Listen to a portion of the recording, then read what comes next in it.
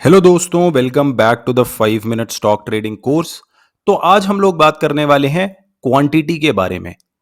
अभी तक ट्रेडिंग के बारे में हम अपनी स्ट्रैटेजी को यूज करके, हम अपने सेटअप को यूज करके ये तो जानते हैं कि हमारी एंट्री कहां पर होनी चाहिए, हमारा स्टॉप लॉस कहां पर होना चाहिए और हमारा टारगेट कहां पर होना चाहिए। ये सब कुछ हम जानते हैं, लेकिन रिस्क मैनेजमेंट के प्रिंसिपल्स को यूज करके कितनी क्वांटिटी लेनी चाहिए, क्या हमें 10 स्टॉक लेने चाहिए, 20 स्टॉक लेने चाहिए, 50 स्टॉक लेने चाहिए, इस बारे में हमने अभी तक बात नहीं की थी। तो आज हम रिस्क मैनेजमेंट के 1% वाले गोल्डन रूल को फॉलो करेंगे और कैलकुलेट करेंगे कि किस तरह से आपको क्वांटिटी निकालनी होती है। तो यहां पर मैं एग्जांपल के लिए मान रहा हूं अपनी वही वाली सेम कैपिटल, जिसको हम कुछ समय से एग्जांपल की तरह यूज कर रहे हैं। मान लीजिए आपकी जो ट्रेडिंग कैपिटल है वो 1 लाख रुपए है। तो 1% रूल को याद कीजिए। जो रिस्क मैनेजमेंट का गोल्डन रूल है वो कहता है कि आप 1000 रुपए से ज्यादा का लॉस किसी भी ट्रेड में नहीं लेंगे। 1000 रुपए आपका मैक्सिमम लॉस है, आप इससे ज्यादा ऊपर लॉस कभी भी नहीं लेंगे।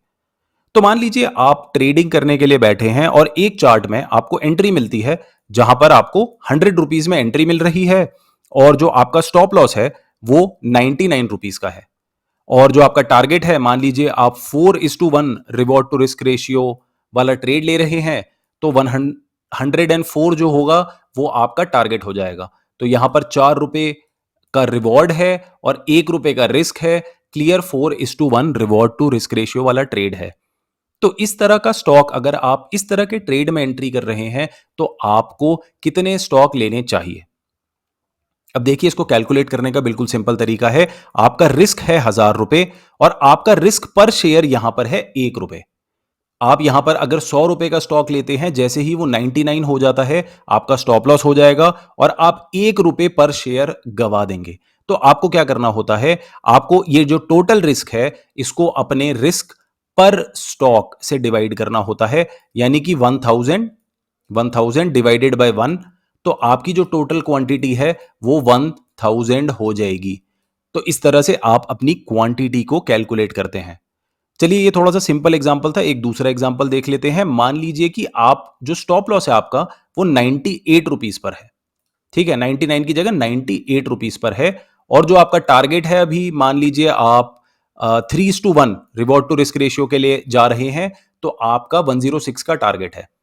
तो यहां पर जो आपका रिवॉर्ड है वो है 6 रुपए पर शेयर और जो आपका रिस्क है वो है 2 रुपए पर शेयर। तो 6/2 आपका होता है 3:1। यह आपका रिवॉर्ड टू रिस्क रेशियो है, जो कि है 3:1 का रिवॉर्ड टू रिस्क रेशियो।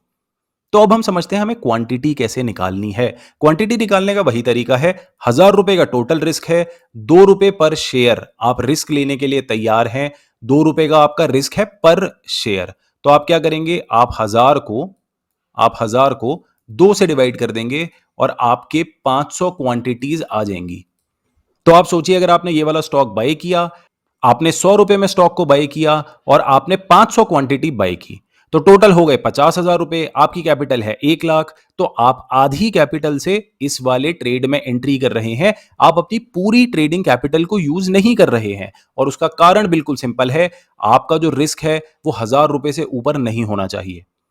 अगर आप इस वाले स्टॉक में लॉस लेते हैं तो आप सिर्फ 1000 रुपए का लॉस लेंगे, आप उससे ऊपर 1 रुपए का लॉस नहीं लेंगे। और इस तरह से आपको अपनी क्वांटिटी को कैलकुलेट करना होता है।